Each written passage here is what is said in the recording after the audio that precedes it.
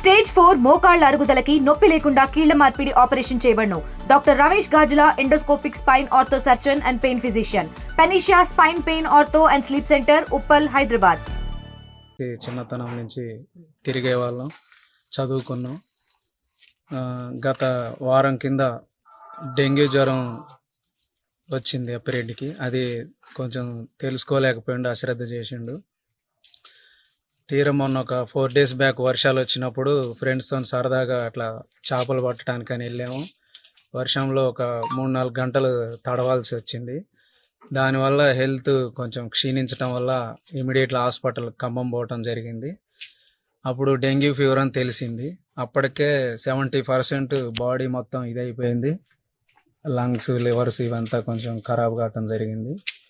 అప్పటికప్పుడు కొంచెం చిన్నతనంలోనే తల్లి చనిపోయింది. అక్క ఏమో పెళ్లి చేస్తే బయటికి వెళ్ళిపోవటం జరిగింది. ఫ్రెండ్స్ మేమే అది చేసి ఇది చేసి మా విలేజ్లో ఆర్ఎంపీని తీసుకొని వెళ్ళటం జరిగింది.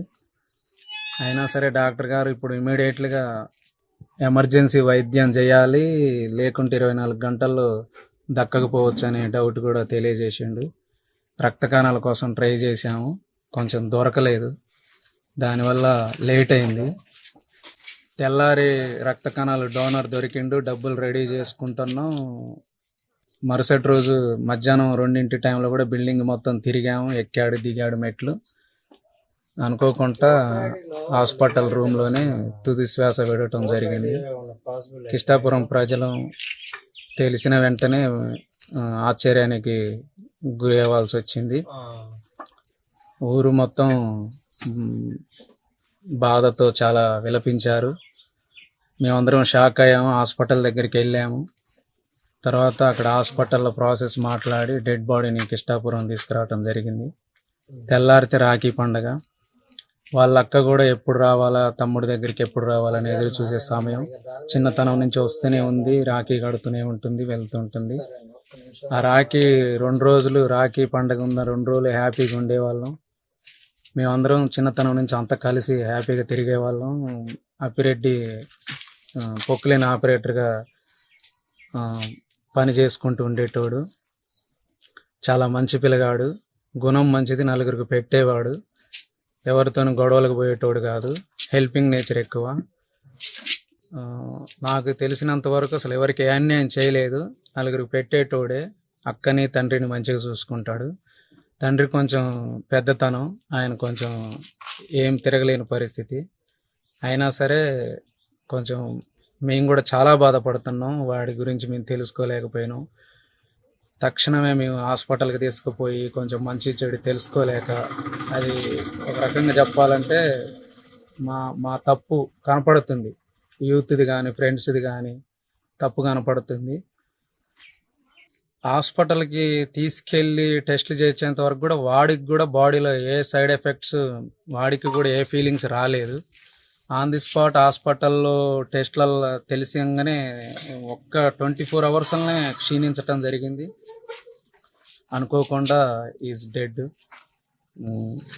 దానికి సంబంధించిన కార్యక్రమాలన్నీ నిన్ననే జరిగాయండి. దహన సంస్కారాలన్నీ జరిగాయి. దహన సంస్కారాలు ఊరి ప్రజలు, కార్యకర్తలు, నాయకులు పెద్ద ఎత్తున వచ్చి దహన సంస్కారాలని విజయవంతంగా పూర్తి చేశాము.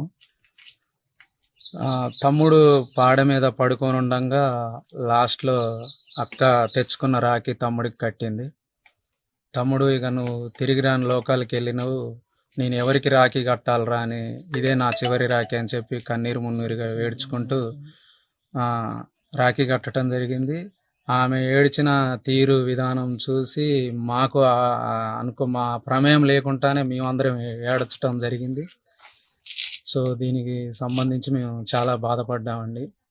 ఒక 30 ఏళ్ల కుర్రోడు జ్యోతిని మేము ఓదార్చడమే జరుగుతుంది మాకు నిన్నటి నుంచి కూడా. సో ఈ వారం 10 రోజులు అప్పిరెడ్డిది పెద్ద కర్మ అయిపోయేంత వరకు కూడా మేమందరం తలవ చేసి అన్ని కార్యక్రమాలు విజయవంతంగా చేయాలని మేమంతా ఒక డెసిషన్కి వచ్చామండి. కూస్మంత్ మండలం కృష్ణాపురం గ్రామం. మా చిన్నప్పుడే మా అమ్మ లేదు, మా నాన్నకు మైండ్ పని చేయదు. మా తమ్ముడు అంటే మాకు చాలా ఇష్టం. నా పెళ్ళైన కానించి కడుతూనే ఉంటా. ఇప్పుడే లాస్ట్ చివరి రాకి రాకి నా బిడ్డ అంటే నా తమ్ముడికి చాలా ఇష్టం. మంచి చూసుకుంటాడు. మా అక్కలంటే ఇష్టమే, మా అన్నలంటే ఇష్టమే, అందరికీ ఇష్టమే మా తమ్ముడు అంటే. జ్వరం 3 రోజులు వచ్చింది. టైఫాయిడ్ జ్వరం, డెంగ్యూ జ్వరం 3 రోజులు వచ్చింది. మాకు చెప్పలేదు. మాకు చెప్పకుండానే 3 రోజుల కింద వాళ్ళ ఫ్రెండ్కి చెప్పిండు. వాళ్ళ ఫ్రెండ్ తీసుకెళ్ళిండు ఖమ్మం. తీసిపోయి డాక్టర్ ఫోన్ చేస్తే ట్రీట్మెంట్ సహకరించలేదు. కొద్దిగా మెంటల్ అంటే కొద్దిగా వాళ్ళకి ఇక పని వద్దన్నాడంట. అసలు మా నాన్నకి ఎవడు వండి పెడతాడు.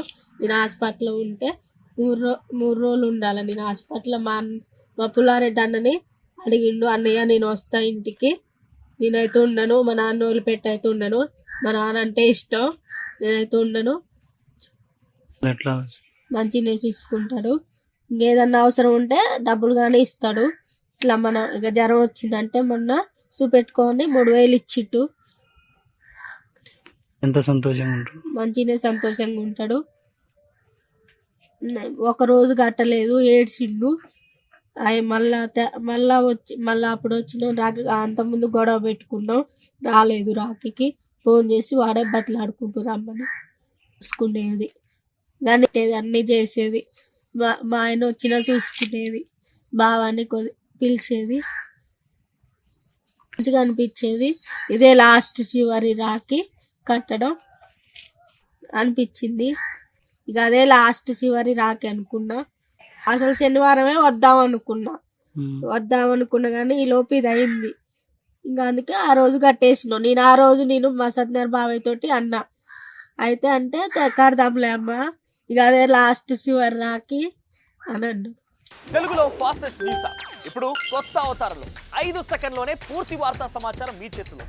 సోషల్ మీడియా ట్రెండ్స్ మీ కళ్ళ ముందుకే live TV and voice search ఆప్షన్స్తో ఇప్పుడే డౌన్లోడ్ చేయండి. యాప్ లింక్ డిస్క్రిప్షన్లో ఉంది.